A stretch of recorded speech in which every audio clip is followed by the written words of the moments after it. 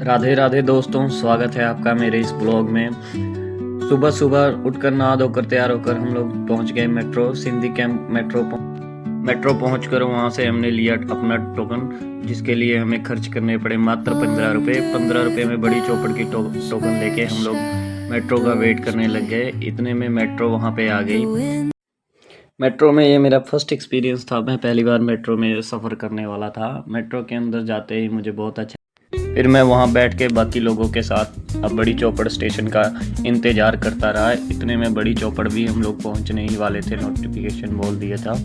बड़ी चौपड़ से जैसे ही हम लोग बाहर निकल के हमें ऐसा लगा जो हमने फिल्मों में देखा था या सुना था जयपुर के बारे में, बिल्कुल वैसा ही जयपुर देखने को मिला। जयपुर की गलियों से होते हुए और वहाँ के सुंदर सुंदर दृश्य देखते हुए हम हवा महल पहुँचने ही वाले थे। वहाँ की कारीगरी इतनी अच्छी की हुई थी। हवा महल का दृश्य बहुत ही मनमोहक था।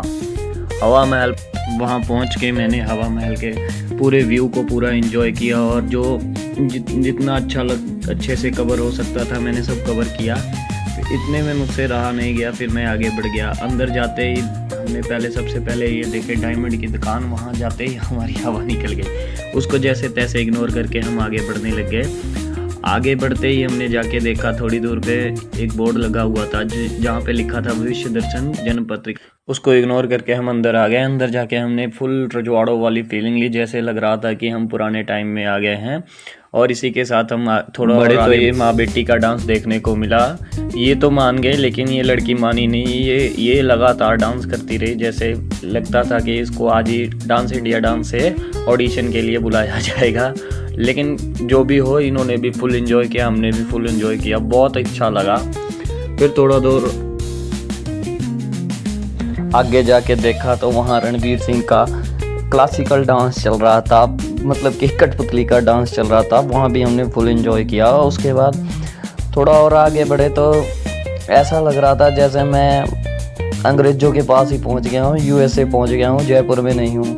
वहाँ कुछ अंग्रेज़ कुछ अपनी फ़ोटोज़ वगैरह देख रहे थे, निकाल रहे थे। एक अंग्रेज़ तो नीचे पता नहीं क्या देख रहा था, मुझे भी बहुत इच्छा हुई देखने की, तो मैंने वहाँ से देखा तो मुझे जयपुर कुछ ऐसा लगा, इतना प्यारा व्यू लगा जयपुर का, जैसे मानो कि कोई शूटिंग वगैरह हो रही है, बहुत अच्छा। फिर आगे बढ़ा तो इस भाई की बातों ने ना, इन दोनों भाइयों की बातों ने एकदम दिल को छू लिया। देखिए पंजाब के बारे में क्या बोलते हैं। दशमेश गुरु की मतलब क्या सर झुकाए उनके साथ भाई साहब, सिख गुरुओं का हाँ। कितना लड़े, कितना क्या मतलब गुरु गोविंद सिंह मतलब मेरे यहाँ से आज जिस दिन से लड़ना चाह रहे यार क्या था, सब के सब आज भी जो है थोड़ा बहुत पढ़ के लिख दिया। कुछ भी बोल दे तो अलग बात है, लेकिन क्या गुरु है। हमारे घर में जो कहता है सीखना चाहिए। इन भाइयों की बातों को सुन के बहुत ही मज़ा आ गया। उसके बाद हम लोग चले गए ऊपर टॉप फ्लोर पे। वहाँ से जयपुर का व्यू कुछ ऐसा दिख रहा था, बहुत ही प्यारा और सुंदर दृश्य था।